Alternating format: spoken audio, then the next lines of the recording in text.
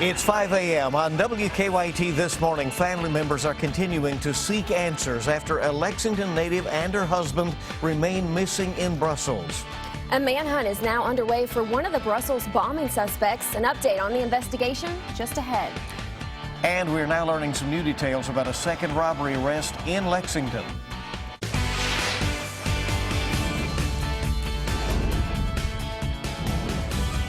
This is WKYT This Morning.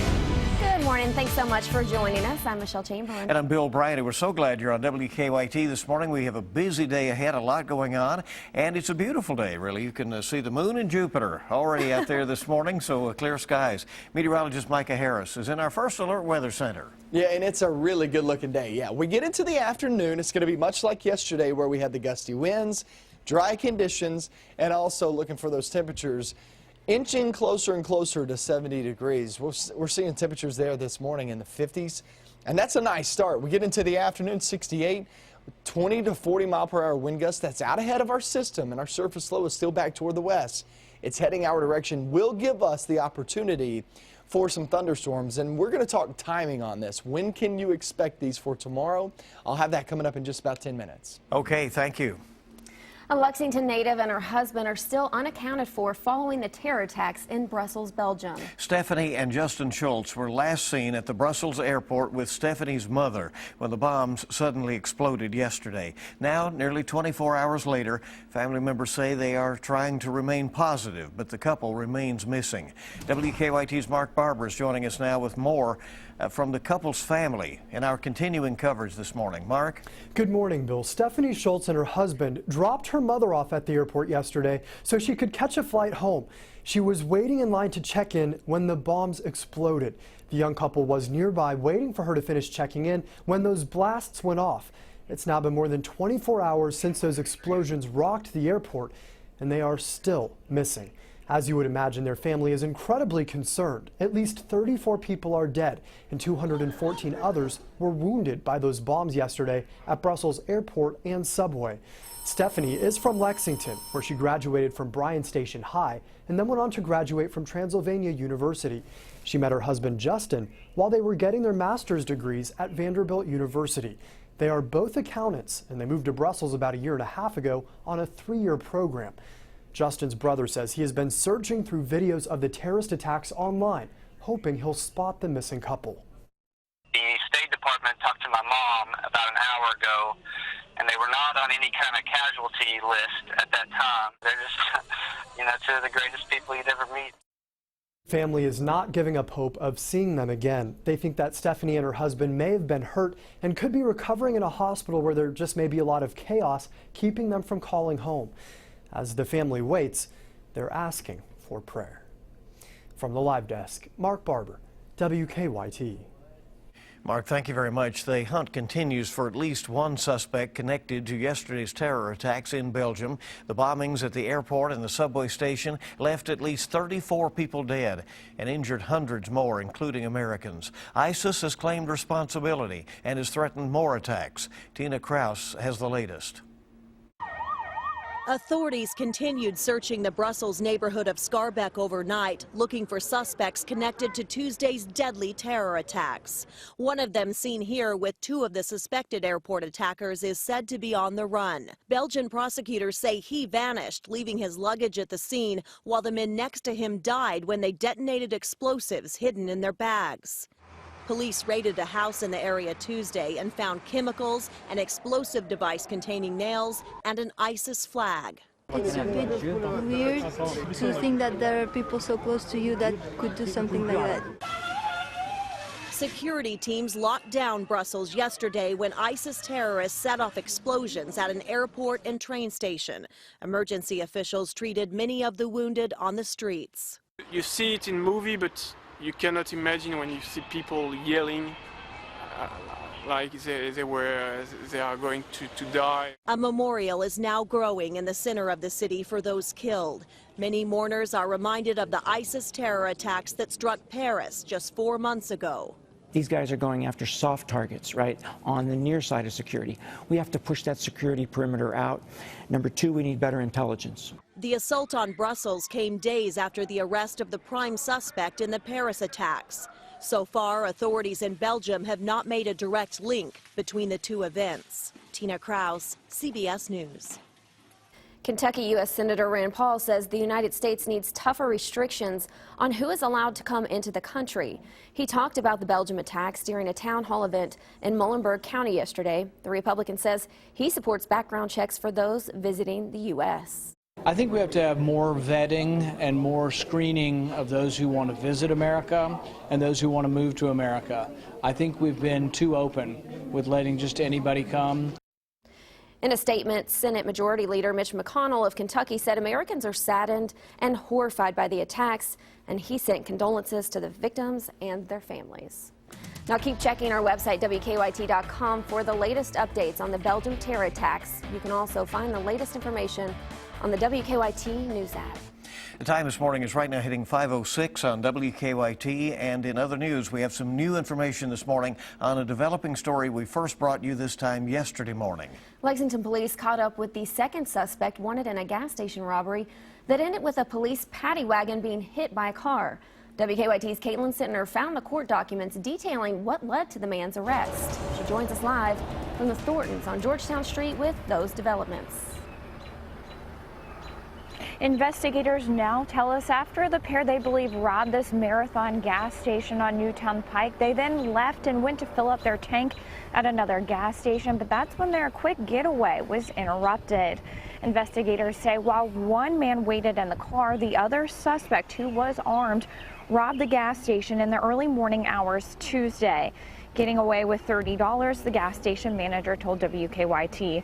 According to police, the two men got away in a red Jeep Wrangler. They say that vehicle was stolen prior to the robbery. It wasn't long before police spotted 18-year-old Quantavian Level putting gas in the Jeep at Thornton's over on Georgetown Road. According to the arrest citation, after police directed Level and another man to exit the vehicle, they again fled, swiping a police paddy wagon on their exit. They led police on a chase, then fled by foot after turning onto Whitney Avenue. Both men are in police custody. Level was arrested back in February for a separate robbery. He'll be arraigned in court this afternoon at 1 o'clock. Live in Lexington, Caitlin Sittner, WKYT. Caitlin, thank you. New this morning, police are searching for a man accused of robbing a Lexington gas station. This one happened at the Shell on New Circle at Russell Cave. Police say it was just after 3 o'clock this morning when a man went into the store and implied he had a weapon. Police are hoping surveillance video will lead to a quick arrest because the suspect didn't make any effort to cover up his face. Georgetown College fans gathered at restaurants all around the Bluegrass.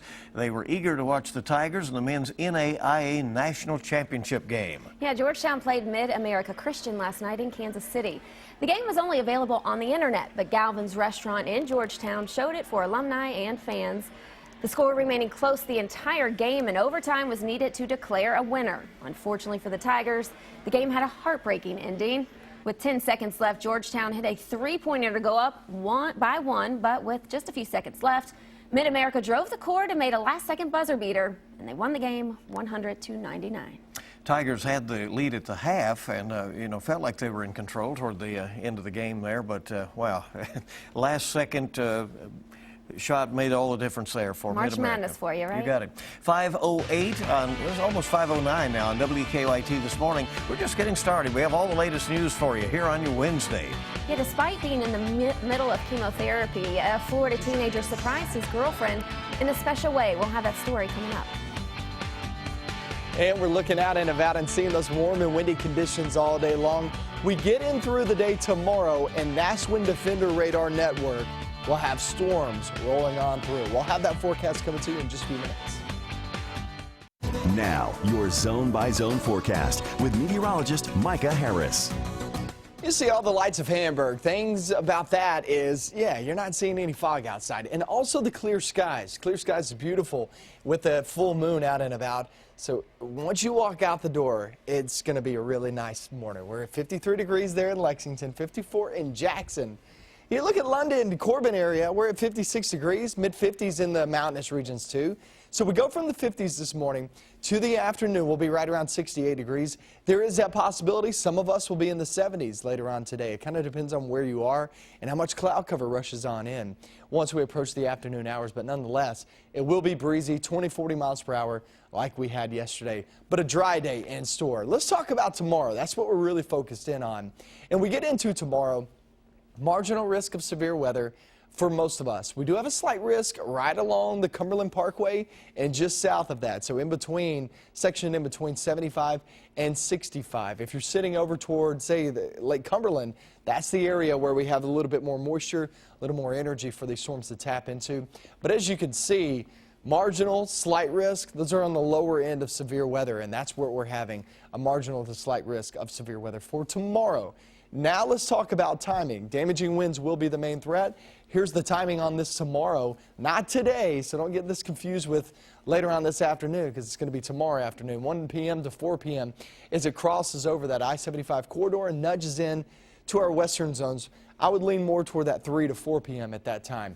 Then coming into Lexington, most models are really pinpointing Lexington and Bluegrass right around 5 to 6 p.m. So anywhere from 4 p.m. to 7 p.m. through this region, that's 75. That's going to be 68, 62, 127, and 27, and also the BG Parkway. And then we head off into the evening and nighttime hours, and that's when it starts to fade. Most of these models are saying that this is going to fade once it travels off into east and southeastern Kentucky, because you're going off into the night. You're losing energy, any energy that's left over there at the surface. So that's really what we're going to be paying attention to the next 24 to 48 hours is tomorrow's severe activity. Then we get into Friday. Look how much cooler it is, 50 degrees. Some of us will be left in the upper 40s too. But nonetheless, it stays dry there on Friday off into Saturday. Sunday, here's the deal on Sunday. Our forecast for me, I'm looking more toward later on in the day, more like your evening and night, is when that batch of rain moves on in. That means much of your day, Sunday morning heading off to church, Sunday afternoon, maybe a nice little lunch or whatnot with some Easter egg hunts, should be good. As of right now, remember, we're 5 days out, and many things can change before then. But 5 days out, it looks like you'll be good for any Easter egg hunting during the day on Sunday or on Saturday. And I think Michelle mentioned this earlier yesterday, that it's probably your better bet to actually just do it on Saturday. Right. Well, you know, you have little kids, you end up having 10 Easter egg hunts. Right. Let's have one in the house. Let's have one in the backyard. Right. Oh, let's do it again. Yeah. Right? So you can do an Easter egg hunt in the house on Sunday. There you go. There you go. Well, maybe just afford 1 or 2 golden eggs, right? Yeah. That's experience right there. Okay. Oh, yeah. 5:15 on WKYT this morning, and a high school football star in Florida didn't let his battle with cancer stop him from planning a big prom surprise for his girlfriend. 17-year-old Tayshawn Manning has been fighting leukemia since last November, but he still wanted to do something special for his girlfriend, Victoria Green. Manning has spent a lot of time at Florida Hospital in Orlando receiving chemotherapy treatments, and that's where he launched his big surprise proposal. Manning enlisted staff at Florida Hospital in Orlando to help him carry off his big plan. He said he and Green had only been dating for about a month when he was diagnosed, but she always stayed by his side. Manning credits her with keeping his spirits high as he battled his disease. The couple will be attending the WKYT High School prom on April 23rd. Well, very good. And he has a bright future planned. He apparently is an Auburn signee. You know, hopefully he'll lick this thing quickly, and who knows, maybe she'll go along for the ride too, huh? That's a beautiful story. It really Promposal. is. Time this morning, 5:16 on WKYT. When we return, we have a look at your money. Do men really earn more than women? A new study has the answer, and a new high-tech way to deliver pizzas. I'm Hannah Daniels in New York. I'll have those stories and much more coming up in your CBS Money Watch report. Good morning. Welcome back into WKYT this morning, rolling toward 5:20 on your Wednesday. It's hump day, so the weekend's going to get here now. A closer look at the gender pay gap. Also, a high-tech pizza delivery system. And GMO labels are coming to Mars products. Hannah Daniels has the latest on your money. Investors will wait to see if the markets can rally after ending mixed on Tuesday. The Dow dropped 41 points. The Nasdaq gained 12. Candy maker Mars says it will begin adding GMO labels to its products. The maker of M&M's and Snickers says it's doing so to comply with a first-in-the-nation law that will go into effect in Vermont this summer. Campbell Soup and General Mills have already agreed to comply with the law. A new study from job recruiter Glassdoor says the gender pay gap is real, and women in the U.S. earn on average 24% less than men. However, when comparing workers with similar age, education, and experience, the gap shrinks significantly, with women earning about 5.5% less than men. And Domino's is testing out a prototype for the world's first ever commercial autonomous delivery vehicle named Drew. The four-wheeled contraption comes with compartments designed to keep food hot and drinks cold, and will be able to navigate to its drop-off destinations. The company says test runs are already underway in Australia. And that's your CBS Money Watch report. For more, log on to cbsmoneywatch.com. In New York, I'm Hannah Daniels. All right, and a lot more news coming up for you on WKYT on your Wednesday morning. Hope you can stay here with us a while. Yep, sports is next. The Kentucky football team is back on the practice fields this week, and it was an unbelievable finish for Georgetown College in the NAIA National Championship game. That's next in sports. Nice start to the morning. We're there in the 50s early on, and we get toward the afternoon. 50s this morning, afternoon in the 60s, maybe even squeezing out a 70-degree reading here or there. For the most part, we stay just below that nonetheless. If you're at 68 or 70, 71, it doesn't matter. That's a nice feel. Very breezy at about 20 to 40 miles per hour. Just like we had yesterday is what we're going to have today, except a couple of degrees warmer. And that's the only difference. Then we look toward tomorrow. That's when storms arrive. I'm going to talk about that and the timing on it as of right now, coming up in just about 10 minutes. Let's check out sports, see what's going on.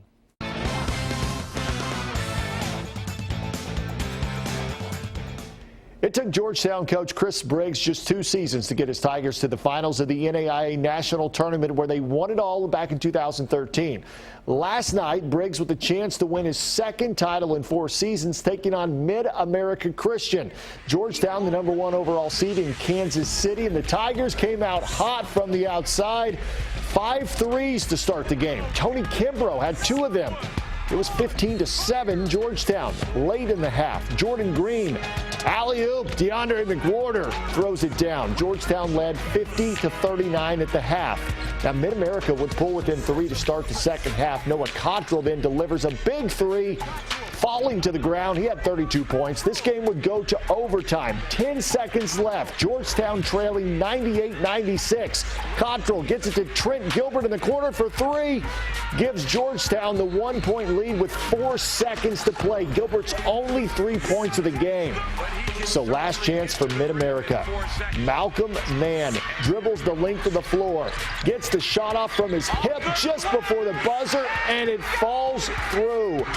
Mid-America upsets Georgetown on a game-winning shot in overtime, 100-99. An unreal finish to a great season for the Georgetown Tigers. Meanwhile, after having the week off for spring break, the football Wildcats were back at it this week. Mark Stoops putting his troops through their 4th spring practice on Tuesday. The coach said that none of his position groups have lived up to the high standards over the past couple of seasons, but he sees improvement. And that includes the guys up front on the offensive line.